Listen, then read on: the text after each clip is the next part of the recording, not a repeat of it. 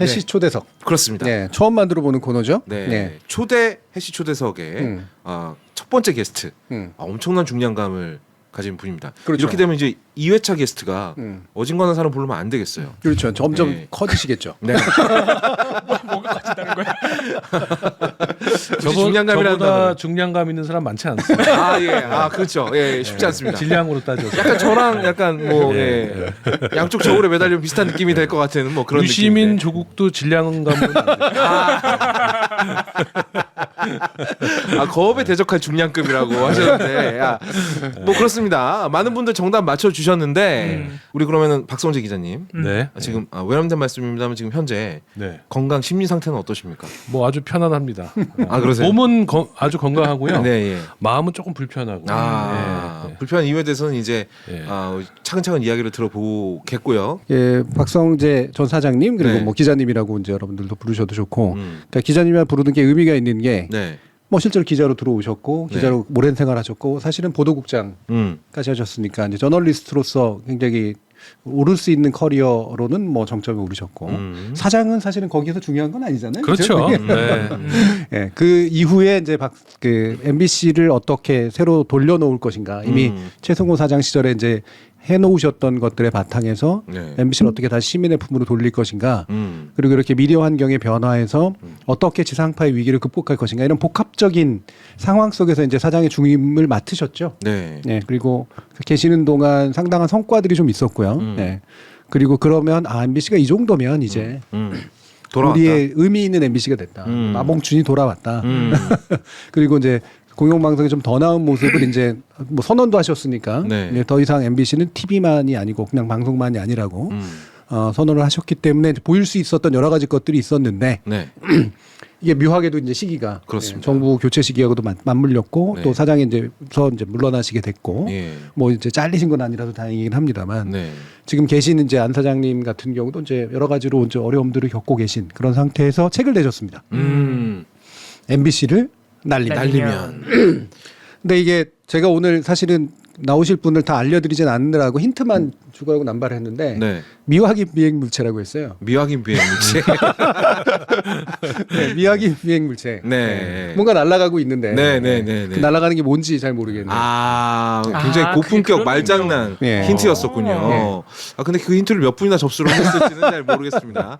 근데 정말 정체불명이긴 했죠. 예. 이 날리면 사태라는 게 정말 우리 언론 개국 이후로 이런 일이 있었을까? 그러니까요. 이 사태도 정체불명이고 예. 실제로 날아간 것도 없는데 날아간 것처럼 됐고 그냥 어쨌든 말은 안 날려버리니까 다 같이 날아가고 있고 예. 날아가는데 태우지도 않고 네. 이 온갖적인 것들이 날아가는 것들하고 연관이 됐더라고요. 네. 그래서 미확인 비행물체라고 붙였고요. 오늘 네. 박성현 선생님 모셨습니다. 인사하시죠. 네, 반갑습니다. 해시 TV 시청자 여러분. 동접 시청자가 꽤 되네요. 네. 저는 감탄했습니다.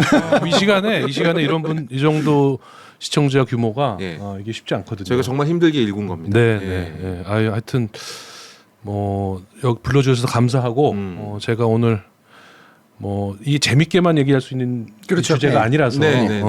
재밌는 방송이 될지 아니면은 모르겠지만 의미 있는 방송이 되도록 노력하겠습니다. 혹시 듣다가 약간 네. 이게 우라통이 터지는 경우가 좀 있을 수 있어요. 네.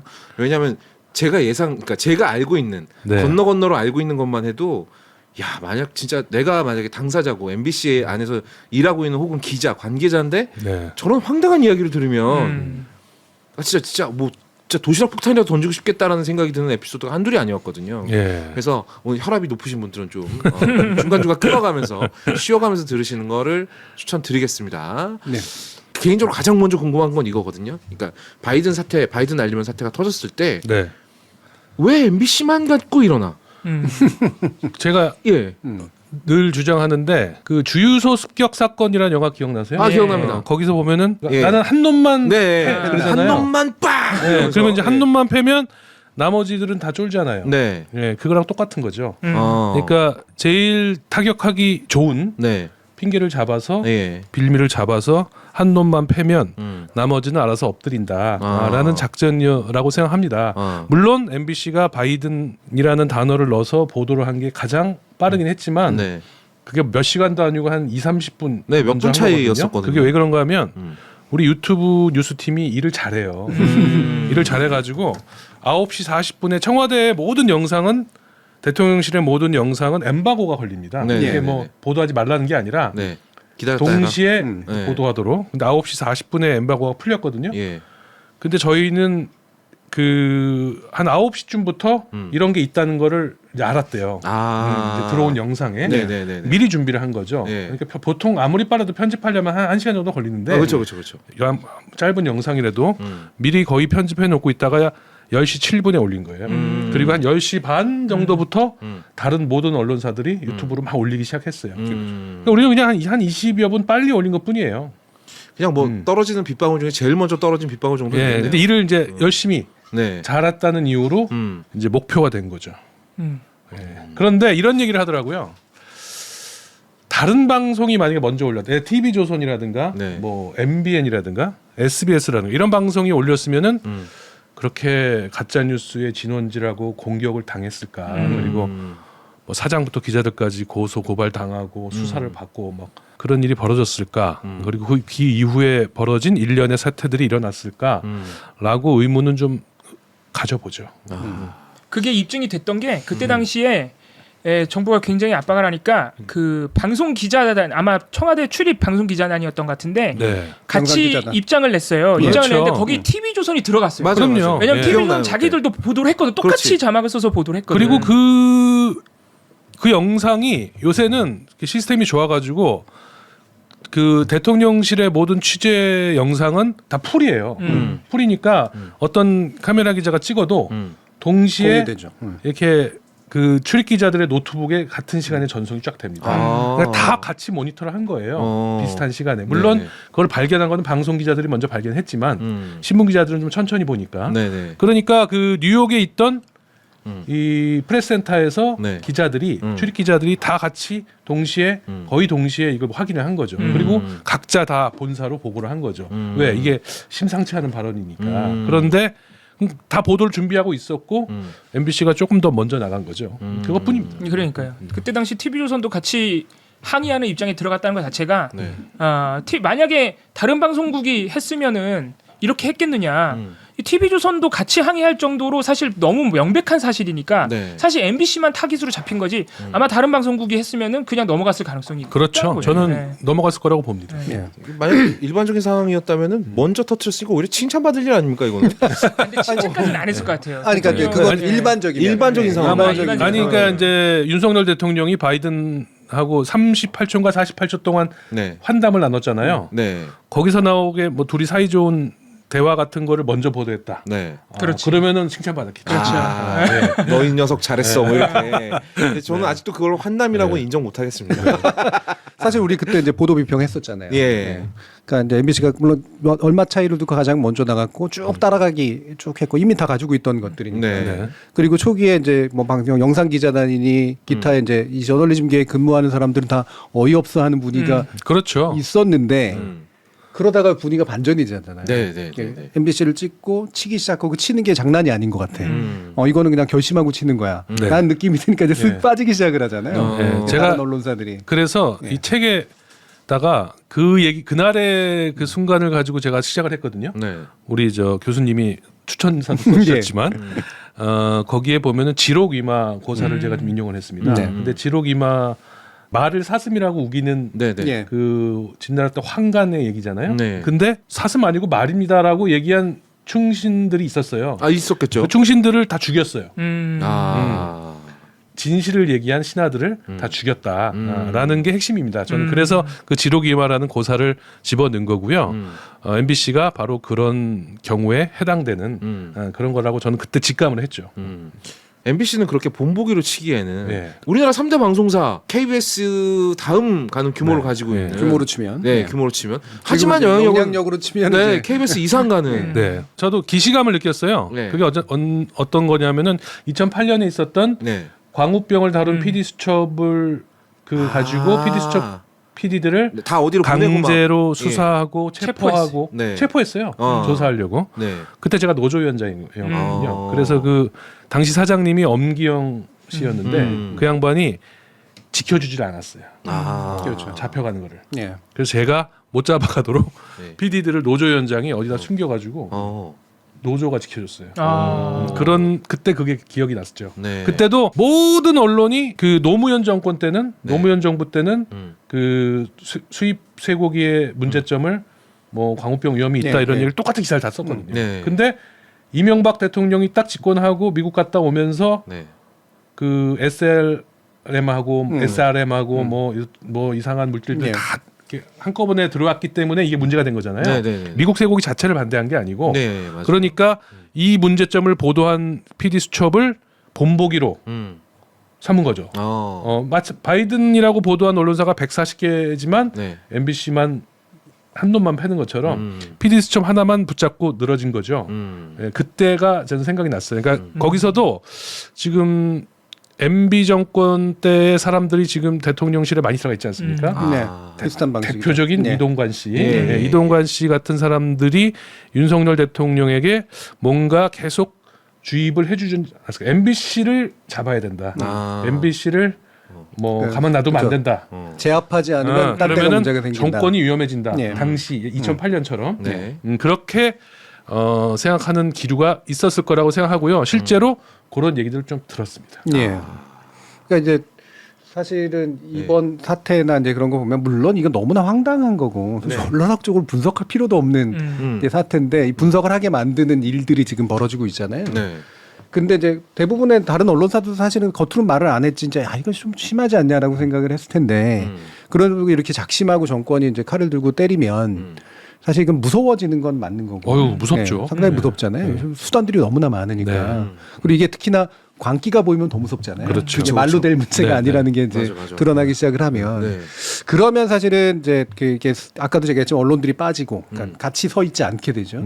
그리고 내부에서도 사실은 분열이 있을 수도 있는데 맞습니다. 예. 그걸 어떻게 좀 견뎌내셨는지. 그런 거를 저는 이렇게 표현했습니다. 외부에서 이렇게 이 무도한 네. 정말 이 무지막지한 위협과 칼이 들어왔을 때 조직이 버텨내려면 그렇죠. 리더의 처신이 제일 중요하잖아요. 뭐 그러면 리더가 맞서 싸워야 된다. 뭐 이런 걸 떠나가지고 싸울 수는 없죠. 리더가 어떻게 싸우겠습니까? 그러나 버텨줘야 된다. 네. 막아주고 버텨줘야 된다. 라고 저는 생각을 했습니다. 그래야 그렇지 않고 리더가 쫄면 사장이 쫄고 흔들리면은 네. 어떤 일이 벌어지겠어요? 자, 국장한테 야 대통령실에서 저렇게 난리치는데 뭐 본부장이나 국장이 저 비서실장이나 좀 만나가지고 네. 아니면 홍보수석 만나가지고 좀 잘 풀어봐. 사장이 이렇게 지시하는 경우가 옛날에 많았죠. 네. 근데 저는 그렇게 하지 않고 우리가 잘못한 거 없지? 없다는 걸 확인하고 그러면은 전공법으로 대응하자라고 했죠. 특히 결정적인 상황이 그거였어요. 전용기 배제. 예, 전용기에 네. 못타게 한 거. 출장 가기 이틀 전에 문자를 보냈어요. 네. 우리 출입 기자한테 예. 타지 마라. 넌 전용기 못하 임마. 이게 이렇게. 뭐 홍보수석이 뭐 발표한 것도 아니에요. 밤 9시가 넘어서 문자로 찍어 왔어요. 애들 짐 싸고 있었는데. 그때가 이제 대표적으로 이런 경우일 거예요. 예전 같으면은 보도본부장을 제가 홍보수석이나 비서실장을 만나게 해가지고 좀 우리도 톤을 낮출 테니까 앞으로 잘합시다. 좀 봐주세요. 뭐 이런 식의 메시지를 전하는 게 예전의 사장들의 방식이죠. 네. 예. 그래야 조금 욕을 먹더라도 네네네. 뭐 지지자들이나 시청자들이 뭐 저 뭐야 뭐 하는 거야 이렇게 얘기하더라도 네. 회사를 살리기 위해서는 그게 맞다라고 생각하는 경영진들이 예전에는 있었죠. 소위 뭐 이제 좋게 가자. 그렇죠. 아, 지금도 예. 그런 대부분 그렇게 많이 예. 하고 있거든요. 예. 근데 저는 그렇게 가면 안 될 것 같다는 생각을 했어요. 이거는 위헌이다.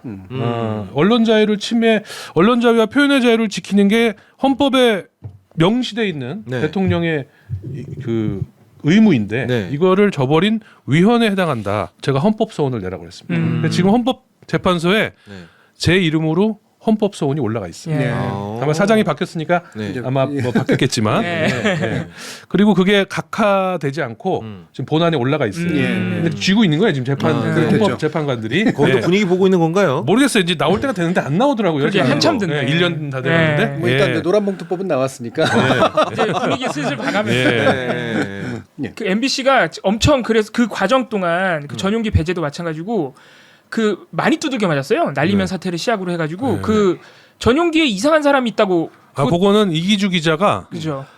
그 전에 4월에 보도한 거예요. 예. 그 전에. 예. 예. 그 전에. 예전에부터 왔다 갔다 하는 예. 사적 인원들이 있었다 네. 이런 거죠. 네. 같이 쇼핑하는 그 사람 그런가요? 기억나요? 예, 예, 예. 뭐 무슨 아니, 이제 요가 강사부터 네. 해서 이제 여러 가지 얘기들이 뭐 있었죠. 먼저 가서 뭐 쇼핑할 곳 알아보는 거 아니냐라는 네. 의혹이 있었죠. 그리고 예. 그리고 또 누구의 부인이었다. 네. 뭐 이런 것도 네. 있었고요. 그것도 있었고 그리고 청문회에서 인사검증 자료 사실 기자들한테 다 주거든요. 네. 네. 근데 그거 보도했다고 또 압수수색 들어갔던 걸로 제가 기억을 하는데. 그게 그 보도했다고 들어간 게 아니고 그 자료를 다른 아, 맞다. 데다가 뭐 줬다라고 네, 하는 그랬죠. 건데 예. 그것도 말이 안 돼요. 근데 그러니까요. 뭐 자세하게 얘기하면은 복잡한데. 예, 예. 아무튼 그런 식으로 많이 맞다 보니까 이런 전용기 사태 그리고 이 지금까지 오는 상황이 되면은 사실 날리면 사태 때 그나마 몇몇 언론이 같이 붙어서 초기에라도 네. 항의를 그렇죠. 해줬는데 예. 이 사태에 마찬가지 그 지금까지 오면서 이제 같이 붙어주는 언론이 없어요. 계속 네, 다 MBC가 떨어져 두드려 나갔어요. 맞는 거를 보고 칼로 위협당하는 걸 보면 쫄죠. 네. 쫄게 돼 있습니다. 네, 당연히 예. 그렇죠. 예. 지금 이 책에서도 이제 그래서 이런 표현을 쓰셨어요. 공영방송 사장은 배짱이다. 근데 이 배짱이라고 하는 게 이제 무조건 그냥 이제 배짱 부려라 이제 네네. 이런 건 아니라, 그러니까 버텨줘야 될 때 버텨줘야 된다. 그렇죠. 라는 거고.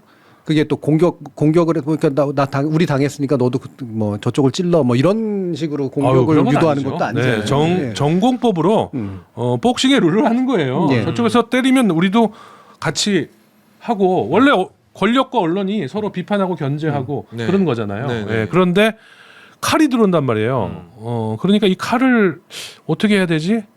굉장히 고민이 많이 되더라고요. 예를 들면은 또 다른 칼이 이런 거예요. 국세청 세무조사가 들어왔는데 아 맞다 그때 세무조사 들었었지.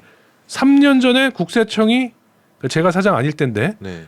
우리가 여의도 땅을 팔았어요. 예. 좀 상암동으로 옮겼잖아요. 예, 맞아요. 그 땅을 뭐 꽤 잘 팔았어요. 예. 그래서 현금이 많이 들어왔는데 세금을 내야 될 거 아니에요. 예. 근데 그 세금과 관련해서 회사에서 국세청에다가 문의를 했어요. 우리가 이렇게 하면 세금이 이 정도만 내면 되느냐라고 국세청에다 문의를 했더니 그것도 그냥 문의한 게 아니고 로펌에 의뢰해서 네. 로펌이 정확하게 이거를 해가지고 했더니 국세청에서 그렇게 하면 된다라고 답신까지 왔어요. 아 예. 그런데 그게 탈세라고 추징금을 500억을 때렸어요. 와. 맞아. 당시 기억납니다. 네. 예. 그러니까 확 나간 거죠. 그 3년 어떻게 해야 전에는 돼 그러면은 3년 전에는 국세청이 그래 그렇게 하면 돼라고 했는 건데 이제 와서 이게 잘못됐다고 세금을 추징한다는 게 네. 말이 돼요? 그걸 가지고 또 저보고 뭐 탈세를 했다 하고 국민의힘 의원님들이 뭐 난리를 쳤죠. 네. 제가 사장 그 재도전한다고 하니까. 네, 네. 그래서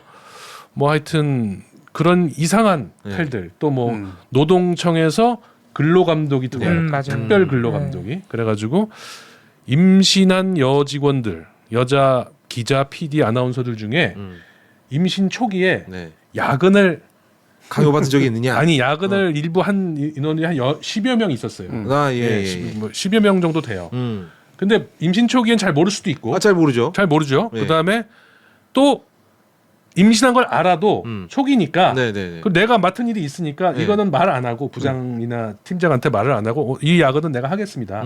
야근이라는 게 밤을 새는 게 아니라 네네네. 뭐 한 좀 늦게까지 남아서. 11시까지 예. 일을 하는 거예요. 이런 시간의 근무를 신청을 해가지고 하고 간 거를 다 찾아내요. 아. 어떻게 찾아내냐? 네. 그 기법이 있더라고요. 어. 이 여성분들이 출산 휴가를 가잖아요. 네. 출산 날짜가 나오잖아요. 아, 그럼 역산해가지고 초기에 대단하다. 역산해서 초기에 얘네가 시간의 수당 신청한 거를 잡아내는 거예요. 네. 그래서 그걸 가지고 발표를 해버렸어요. 맞아요. 그러니까 나는 네. 임신한 여직원들을 일하라고 야근을 시킨 네. 악덕 사장이 되는 거예요. 아. 그것도 지금 뭐 이거 다 다른 거랑 다 묶어가지고 예. 그 기소 의견으로 송치돼 있어요. 아직 기소는 안 당했는데. 그러니까 이제 중립적으로 말하면 수사 기법이지만 나쁘게 말하면 이제 털면 다 털린다를 그렇죠. 이제 실현하는 방법이 그러니까 전문가들이죠. 노동부에서 나오신 분들은. 네. 근데 보통 특별 근로감독이라는 게 노조가 요청하면 나오는 거예요. 아. 우리 회사가 우리 노동자들을 탄압하니까 네. 와서 조사해 주세요라고 노동부에다가 요청을 하면 네. 이렇게 나와요. 근데 이거는 아무도 요청을 안 했는데 네, 그냥 왔어. 아니 국민의힘이 하라고 그랬어요.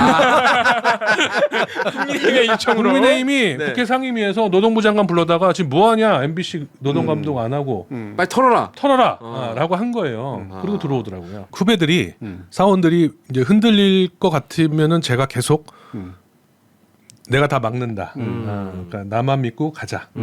경영진을 믿어라. 그리고 기자들이나 PD들도 경영진이 정정당당하게 대항해 주기를 원했고 네.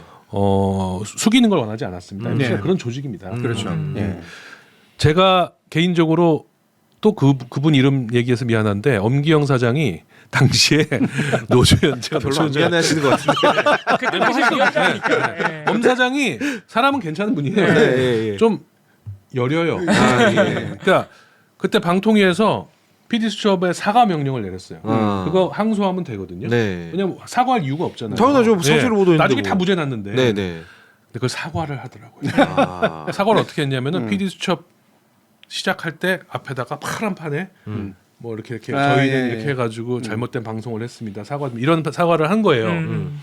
엄청나게 우리 MBC 그 구성원들이 상처를 받았어요. 아, 그럴 수 예. 있죠. 예. 예. 예, 그것도 막 우리가 못하게 막았거든요. 네. 주조 앞에서. 그랬더니 계열사에서 이 전파를 막 이렇게 해가지고 따가지고 계열하는 방식으로 내보냈어요. 그 주조를 안 썼구나. 야. 그렇게까지 했는데 엄 사장 잘렸죠. 예. 네. 그러니까요. 예.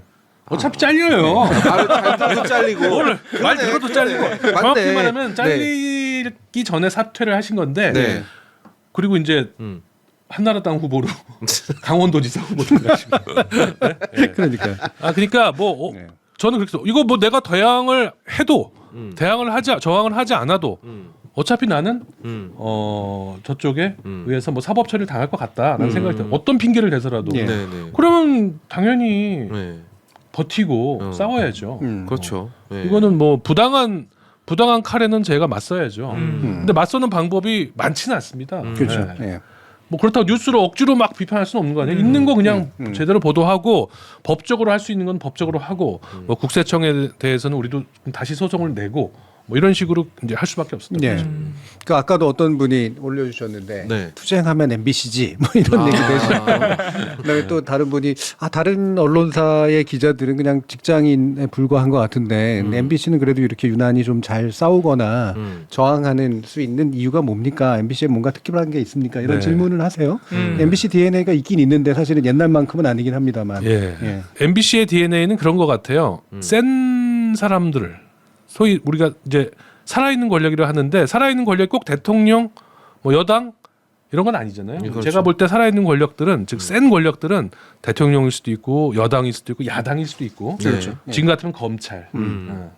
또 그 당시에는 황우석 같은 분이 살아있는 권력이었어요. 아, 그렇죠. 국민적 영웅. 절대적인 지지를 받고 있었죠. 지금 뭐 손흥민, 김연아 이런 사람 다 합쳐야 돼요. 다 합쳐야 돼요. 네. 건드리면 이- 죽음이었죠. 네, 그리고 진짜. 이제 노무현 정부도 황우석한테 엄청 공을 들이고 추켜 세워주고 그렇죠. 그랬어요. 예. 청와대 불러서 막 강의도 시키고 네네네. 뭐 했는데 그 사람에 대한 뭔가 믿을 수 없는 제보가 들어온 거잖아요. PD 수첩에. 근데 그거를 PD 수첩은 한단 말이죠. 네. 그 한 과정에서 회사가 망할 뻔했죠. 네. 근데 냈어요. 네. 결국은. 네. 네. 물론 전문가들이 도와줬죠. 집단지성이. 네. 예. 그때 저는 집단지성의 힘을 알았고 이게 예전에는 이런 상황이 없었는데 그게 2005년이거든요. 제가 2012년에 해직이 돼서 한 5년 반을 그 밖에서 있었는데 그게 결과적으로는 제가 이 뉴스와 저널리즘에 대한 새로운 어떤 개안을 하는 계기가 됐다. 왜냐하면 밖에서 보면 이 일반 시청자들 그리고 집단지성이 움직이는 게 보여요. 예. 예. 인터넷, SNS, 커뮤니티, 그렇죠, 예. 또 전문가들의 그룹 이런 데서 다 보입니다. 그 사람들이 기레기라고 그러면 기레기예요. 이제는. 예. 왜냐하면 더 많이 알아. 많이 기자들보다 알죠. 훨씬. 네. 처음에는 기자들이 보도하는 거를 그런가 보다 하고 넘어가지만 하루 이틀이면 까죠. 길게는 뭐 일주일 정도면 까져요. 지금도 계속 그러잖아요. 뭐 지금도 그렇죠. 어떤 예. 펜싱 선수에 관한 뭐 이런 것도 있고 뭐 마약 얘기 뭐 다 나와도 곧 다 밝혀집니다. 뭐가 잘못했고 뭐가 잘 돼 있고 도쿄 전력이 아무리 우겨도 그 걔네들이 발표하는 자료가 뭐가 문제가 있는지는 전 세계 전문가들에 의해서 다 밝혀집니다. 근데 언론이 그걸 못 따라가면 안 되잖아요. 아, 그럼요. 네, 그래서 네. 저는 이거를 따라가야 된다라는 게 제 복직해가지고 보도국장이 되면서 그 신념이었어요.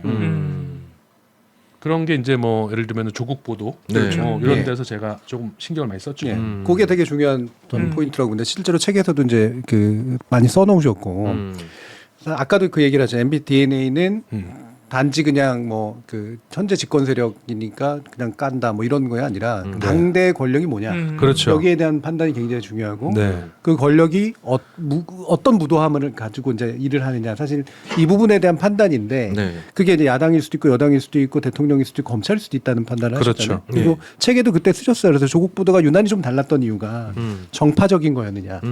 라고 했을 때 이제 그때 이제 검찰을 둘러싼 어떤 문제에 대해서 이제 새로운 접근을 해야 된다라고 그렇죠. 판단을 하셨던 거잖아요. 네, 네. 그래서 그 정파성 논란이 됐는데 그 부분에 대한 이야기 좀. 아니 그러니까 너무 웃긴 게 저와 저희 기자들은 이제 토론을 좀 했죠. 네.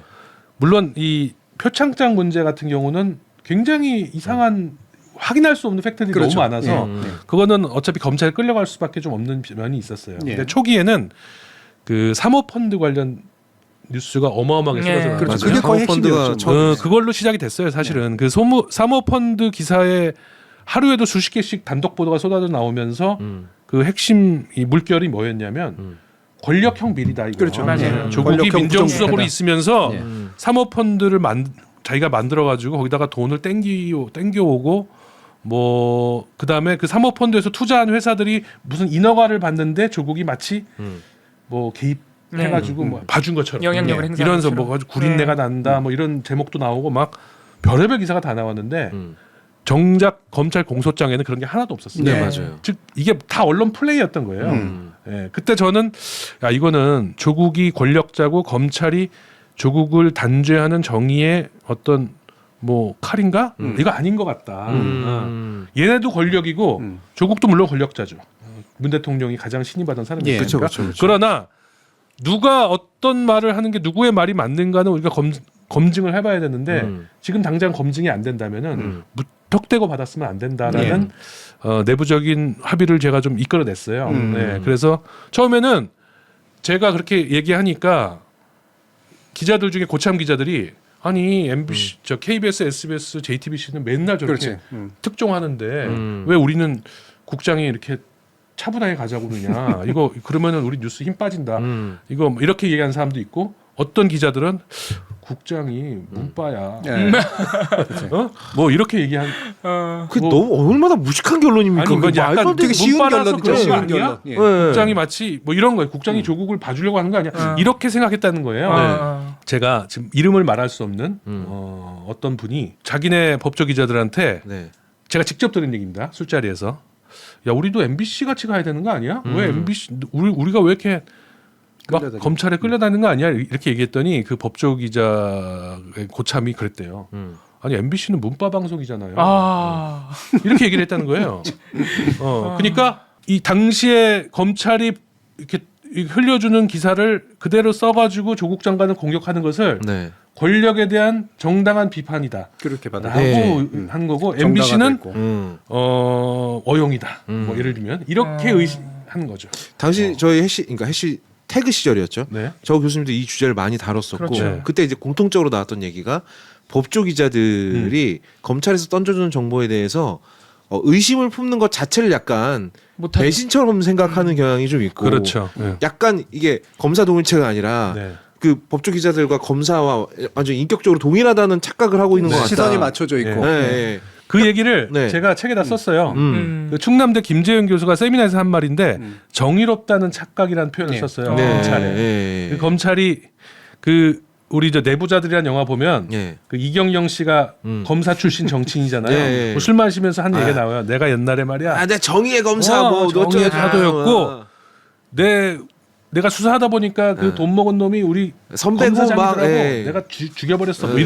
이런 게 나와요. 예. 이제 검사들은 센 놈을 수사하는 거를 정의의 어떤 그 발휘한다 이렇게 여기는 그렇죠. 거죠. 그리고 그런 거를 받아서 검사가 주는 정보를 받아가지고 기사를 쓰는 거를 또 센 놈을 조진다라고 아, 표현하죠 기자들은. 예. 둘이 같이 정의롭다는 착각을 하는 거죠. 아하. 근데 사실은 예전에는 뭐 사안에 따라 다르겠지만 대부분의 검찰이 주장하는 어떤 사안은 법정에 가면 그냥 검찰의 주장일 뿐이에요. 그렇죠. 그죠? 네. 예. 그렇죠. 그리고 무죄가 되거나 아니면 그게 아니라고 밝혀지는 사건이 얼마나 많습니까? 특히 정치적인 사건에서. 그러니까 뭐 간첩 사건 같은 게 예, 뭐 예, 최근까지 있었지 않습니까? 그런 네. 게. 예.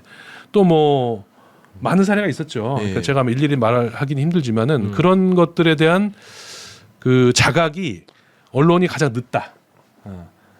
그 난리를 쳤음에도 불구하고 아직도 그런 현상이 벌어지고 있습니다. 공영방송이 권력을 비판하고 언론의 의무가 비판하고 약자를 보호해야 된다는 것은 너무나 당연한 거잖아요. 근데 어떻게 약자가 있는 문제, 또 피해자가 있는 문제에 대해서 균형이 있고 객관이 있을 수가 있나요? 저는 그렇지 않다고 보거든요.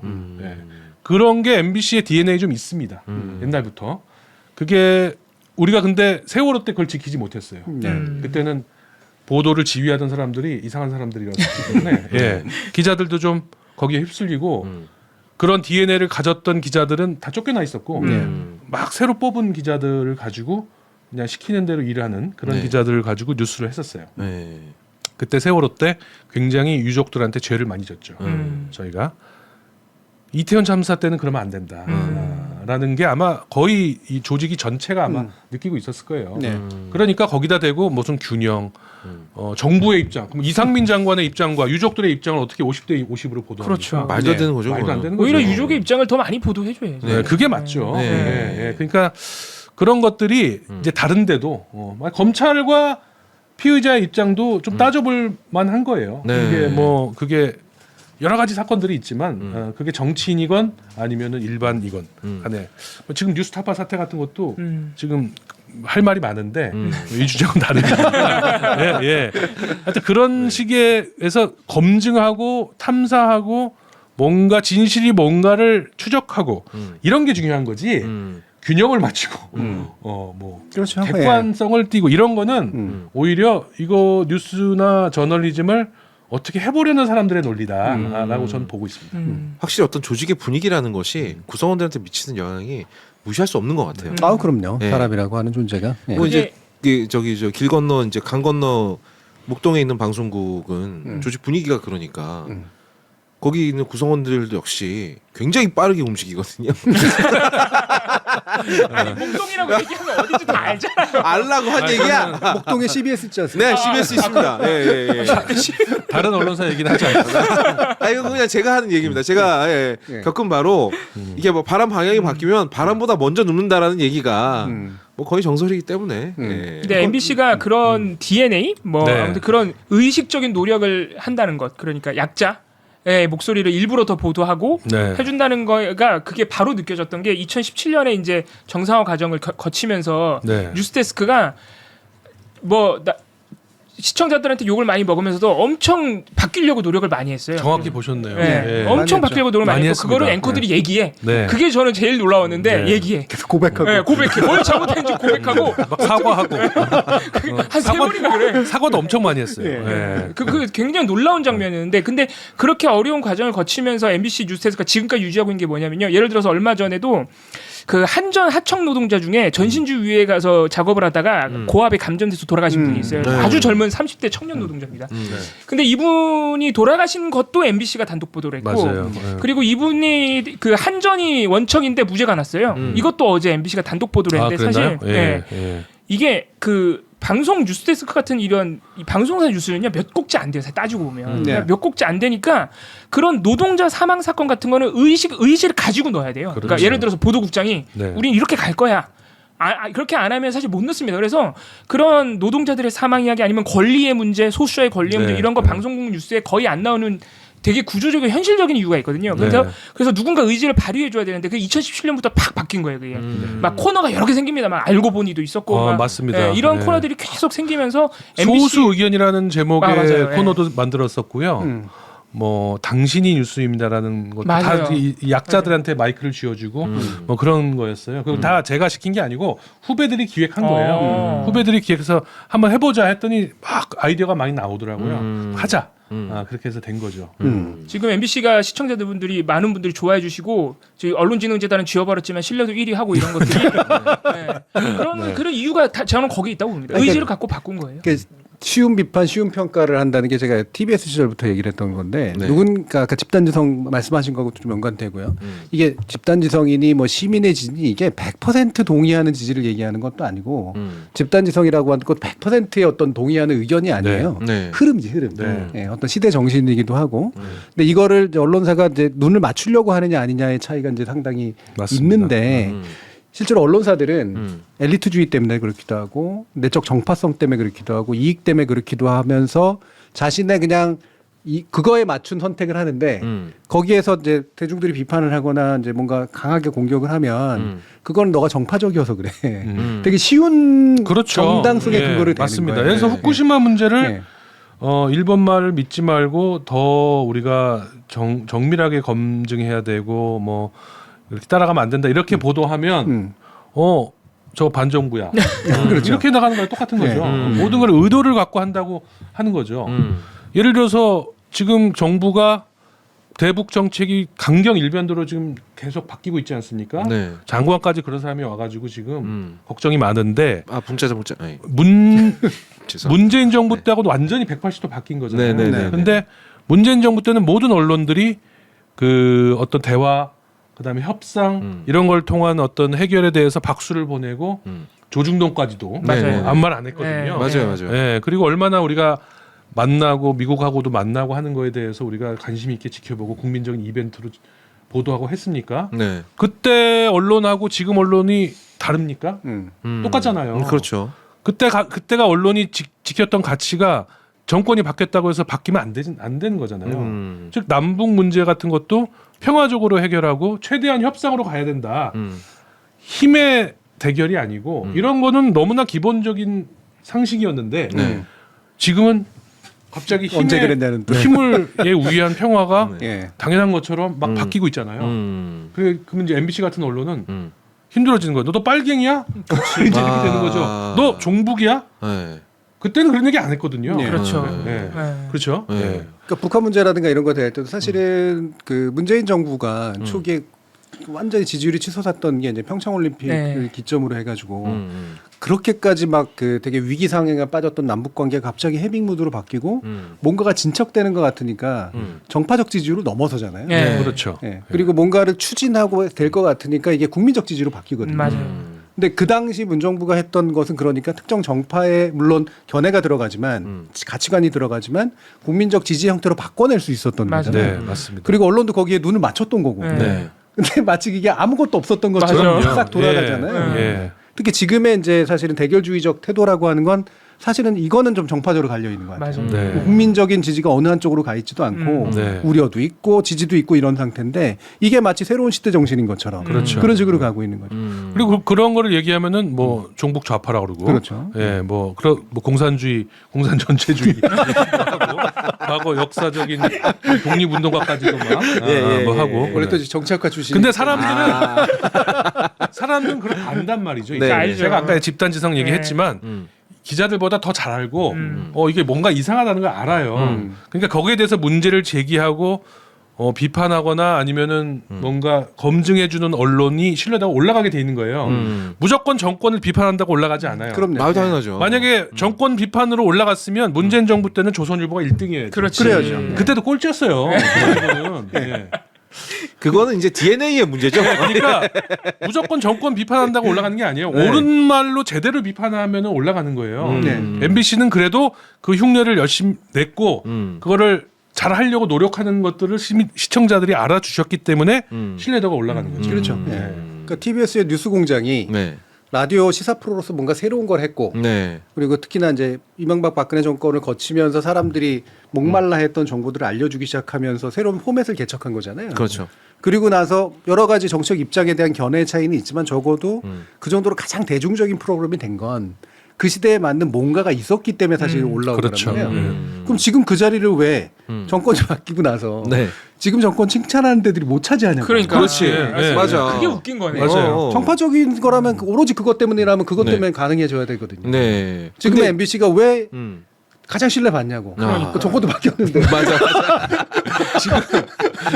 사실 네. 원래 처음 드리려고 했던 질문인데, 네. 그러니까 MBC가 사실은 제일 잘 나가던 시절에, 네. 네. 그렇죠? 사실 들어가기 어렵던 네. 방송이다에서 지던 시절에 우리나라 저널리즘 또 주도하던 시절에 기자셨고 탐사 보도까지 또 이제 전문적으로 하시는 그런 일을 했고 그러다가 이제 노조위원장도 하셨어요. 네. 예. 그리고 결국 그런 문제 때문에 해직을 당하셨죠. 스피커도 만드시고. 갑자기. 아, 제가 그거 보고 너무 되게 내적 친밀감을 느꼈어요. 네. 제가 또 스피커를 너무너무 좋아하지 않습니까? 음향기기 그러세요? 애호가 예. 되죠. 저는 그냥 돈 주고 사는 수준이지만 네. 이제 그 덕에 끝까지 그 덕후에 끝까지 가게 되면 직접 그쵸. 만드는 맞아요. 수준으로 간단 말이죠. 그러니까. 맞아요. 예. 아, 근데 거기 계시더라고.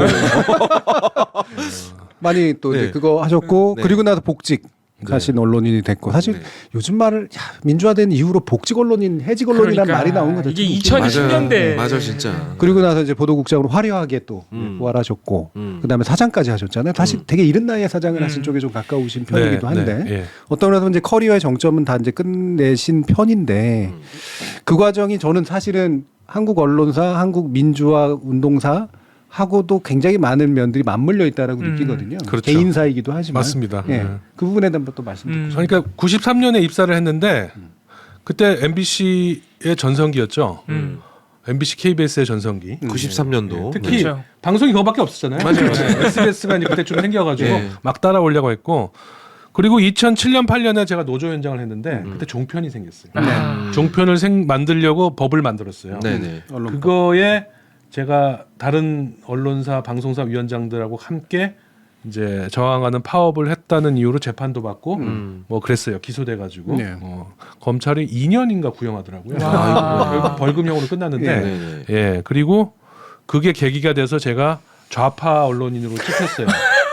왜 그게 이 국정원이 만든 네. MBC 장악 문건에 나와요. 맞아 나와요. 저하고 최승호 네. 사장님하고 네. 이름이 나옵니다. 네. 그다음에 좌파 진행자 네. 손석희, 네.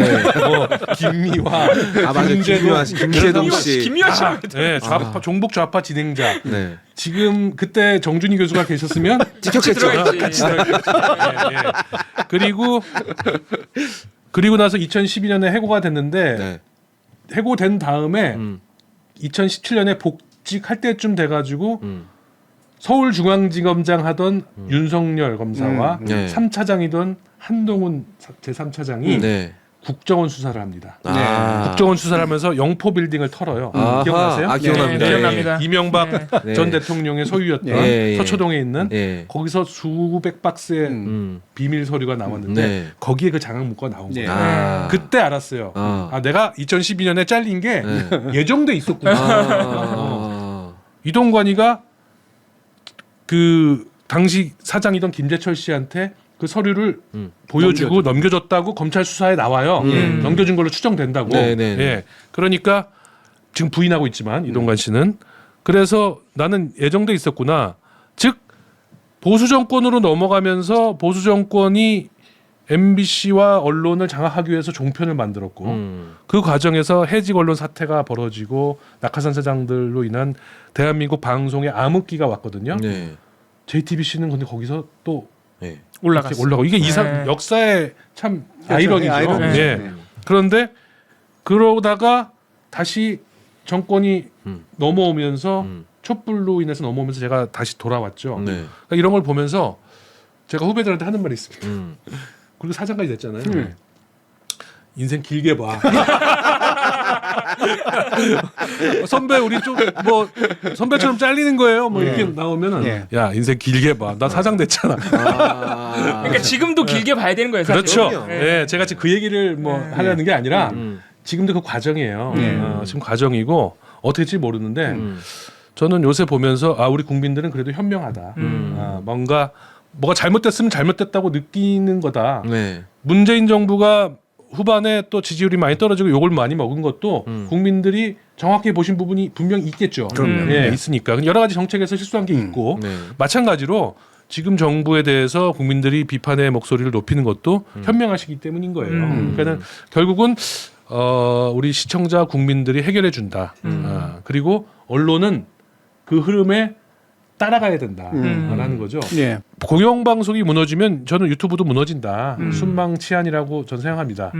지금 대표적인 게 방통심의회에 만들어진 가짜뉴스 심의전담센터인가? 예. 그거예요. 그게 뭐냐면 공영방송은 MBC는 국세청으로 조지고 검찰로 조지고 뭐 노동부로 조지고 하면 되지만 그 수많은 인터넷 언론을 어떻게 뭐 폐간시키고 하겠어요. 말도 안 되죠. 말도 안 되죠. 네. 근데 방법이 있어요.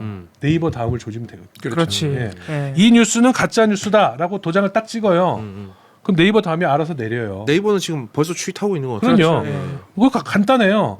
자, 근데 원 스트라이크 아웃이란 말을 했잖아요. 네. 이동관이. 네. 그럼 가짜 뉴스를 한번 걸리면은 퇴출시키겠다는 얘기 아니에요. 그게 폐간시키겠다는 얘기 아니에요. 네이버 다음에서 내리면 없어지는 거예요. 그 언론은. 그렇지. 그렇잖아요. 우리가 네이버 다음으로 네. 다 보는데 예. 네이버 다음에서 그 뭐라 그러죠? 재평이라고 하나요? 대평이. 예, 재평이가 지금은 그것도 없어졌죠. 그것도 안 하고 있습니다. 이제 네. 중단됐죠. 예. 어쨌든 네이버 다음에서 그 언론사를 서비스를 빼버리면 사실상 폐간이에요. 그렇죠. 아무도 안 보는데. 예, 유튜브도 마찬가지죠. 처음에는 동영상 하나 삭제하겠지만 블라인드 하겠지만 채널을 아예 내릴 수도 있어요. 구글이. 물론 뭐 글로벌 기업이니까 또 여러 가지 문제가 생기겠죠. 그러나 저는 그렇게 하려고 할 거예요.